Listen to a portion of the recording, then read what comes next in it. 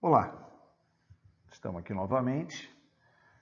Só para lembrar, para ninguém esquecer, eu sou o professor Alcides e nós vamos continuar o nosso trabalho de vetores, falando agora sobre as componentes ortogonais, assunto bastante importante que vai ajudar na resolução de vários exercícios para vocês dentro do estudo da dinâmica e da estática. Vamos lá? Aqui na tela comigo. Tenho aqui as componentes, tenho aqui os eixos ortogonais. O eixo X, pegar uma canetinha aqui, o eixo X e o eixo Y, tudo bem? Nesse plano cartesiano, a gente vai colocar o vetor A, e ele forma um ângulo alfa com o eixo X. Esse vetor A, ele pode ser decomposto em dois vetores, um sobre o eixo X e um sobre o eixo Y, o AX e o AY, de tal sorte que o vetor A pode ser escrito como sendo a soma do AX mais o AY. Nestas condições, nós dizemos que esses dois vetores são as componentes do vetor A. Tudo bem? Observem também, deixa eu pegar uma canetinha amarela, que a gente tem aqui, olha, um triângulo retângulo. As componentes do vetor A são os catetos desse triângulo retângulo. Então, eu posso definir o módulo do AX como sendo A cosseno de alfa e o módulo do AY como sendo A seno de alfa. Vamos lembrar? Cateto adjacente, cosseno. Cateto oposto, seno de alfa. Tudo bem? Desta forma, o A seno de alfa, que corresponde ao módulo do AY, A cosseno de alfa, que corresponde ao módulo do AX, são os módulos da componente do vetor A. E eu posso encontrar o módulo do vetor A pelo teorema de Pitágoras. Raiz quadrada do módulo de AX quadrado mais o módulo de AY quadrado. Tudo bem? Professor, onde é que a gente poderia aplicar isso daí? Olha, por exemplo, deixa eu fazer um desenho aqui, vai ficar um desenho um pouquinho tosco, tá? Não vale tirar sarro do professor, porque eu não sou nem especialista em desenho à mão livre. Tudo bem? Mas vamos imaginar que nós tenhamos aqui um corpo sobre esta superfície inclinada. Você já sabe que este corpo está sob a ação de duas forças. A peso, que é uma força gravitacional, e a força de contato. Tudo bem? A força de contato vai dar origem ao atrito e à força normal, tá? Mas vamos ficar só no peso por enquanto.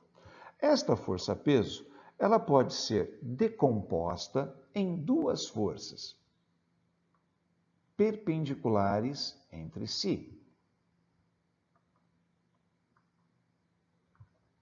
Uma delas vai ser perpendicular à superfície, e a gente vai dar o nome nela de PN.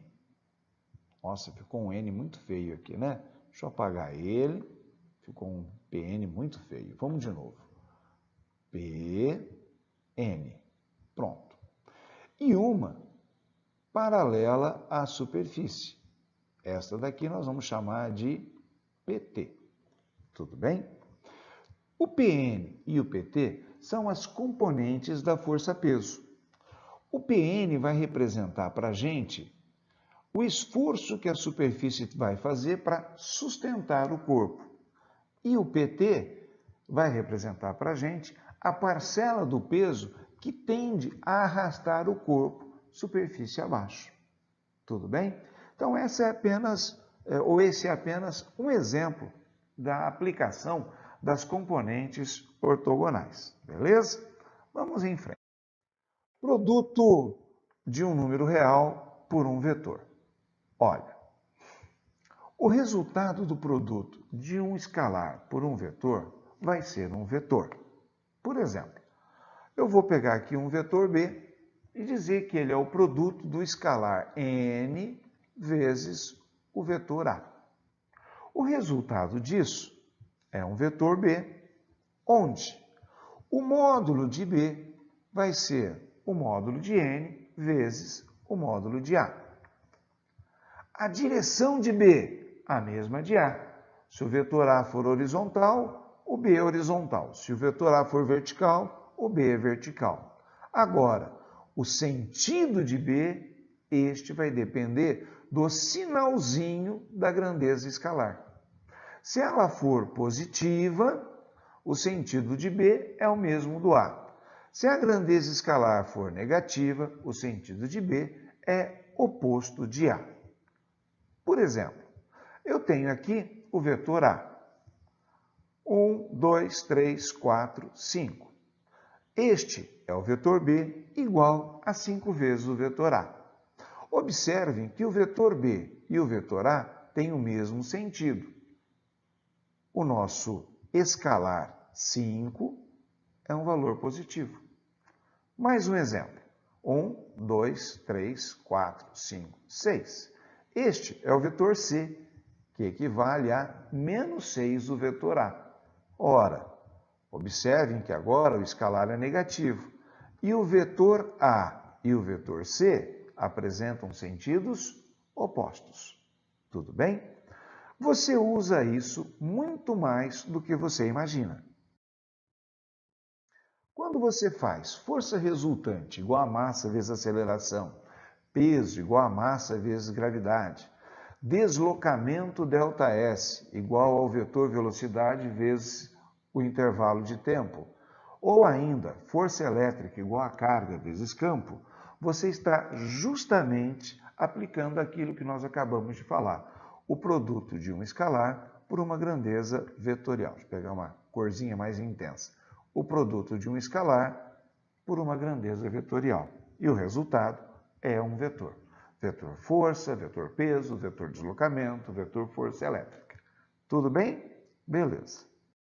Antes de nós falarmos do próximo assunto, que vai ser vetor na forma cartesiana, eu quero só dar um toquezinho.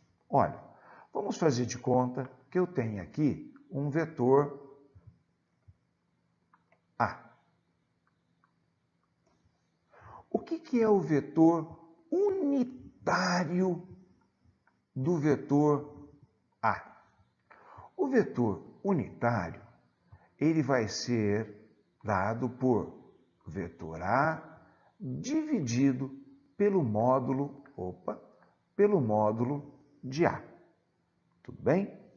Então, o meu vetor A pode ser escrito como sendo o módulo de A vezes o vetor unitário. A função do vetor unitário é basicamente dizer a direção e o sentido. Tudo bem? Entenderam? Se entenderam, vamos comigo. Vetor na forma cartesiana. Em um sistema de coordenadas x e y, igual àquela que nós vimos agora de pouco, atribuímos ao eixo x o vetor unitário i, ao eixo y o vetor unitário j. Assim, sistema cartesiano, eixo x, eixo y, deixa eu apagar aqui porque vai aparecer para vocês. Ó, eixo y e eixo x. E aqui os nossos vetores unitários i e j. Nosso vetor A de novo, formando o ângulo θ com horizontal. E eu tenho aqui a componente AX do vetor A. Esta componente, ou este vetor AX, pode ser escrito como sendo A vezes I. Da mesma forma que a componente AY pode ser escrita como AY vezes J. E o vetor A, escrito na forma cartesiana, ficaria assim: AXI mais AYJ. Esta daqui é a forma cartesiana de representar um vetor em cima do plano cartesiano. Ah, professor, mas para que isso? Tem aplicação? Tem. Olha que bonitinho. Vamos supor que você tenha em mãos um sistema com vários vetores concorrentes. Tudo bem? Por exemplo, você tem aqui o vetor A. Este vetor A pode ser escrito na forma cartesiana como? Vamos fazer assim. Está vendo esse quadriculado? Ó, positivo para a direita, tá? E positivo para cima. Tudo bem? Tranquilo? Então vamos comigo. Olha o vetor A. O vetor A tem 1, 2, 3, 4, 5, 6, 7 quadradinhos na direção do eixo X para a esquerda. Tem 1, 2, 3, 4 quadradinhos na direção do eixo Y para cima. Na forma cartesiana, ele pode ser escrito assim: menos 7i mais 4j. Então, eu representei o vetor A na forma cartesiana. Vamos acrescentar aqui o vetor B. O vetor B está inteirinho em cima do eixo Y. 1, 2, 3, 4 quadradinhos. E para baixo. Então, o vetor B poderia ser escrito como sendo 0 na direção I, menos 4 na direção J. O vetor C.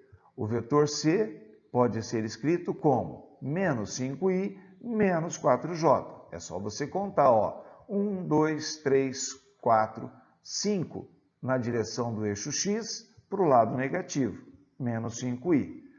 1, 2, 3, 4 na direção do eixo Y no sentido negativo, menos 4j.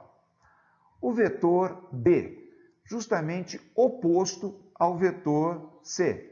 Ele vai ser mais 5i mais 5j. Beleza? E se eu quisesse somar todos esses vetores, olha que fácil.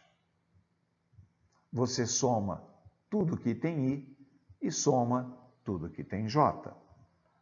Menos 7, menos 5, mais 5, vai dar menos 7i. Mais 4, menos 4, menos 4, mais 4, vai dar 0j. Então, o meu vetor soma vai ser um vetor que estará na horizontal, no eixo X, em sentido para o lado negativo. Beleza? Vamos ver se isso é verdade? Lembra da primeira coisa que eu ensinei para vocês? Método da poligonal? Então, vamos lá. Peguei o vetor A, na pontinha do A, a bundinha do vetor D. Na pontinha do D, a bundinha do C. E... Opa, falei ao contrário, tá, gente? Ó, desculpa. Na pontinha do A, a bundinha do D. Na pontinha do D, a bundinha do B. E na pontinha do B, a bundinha do C. Usei todos os vetores? Usei. Então, da onde começa aonde termina é o nosso vetor resultante. Não disse?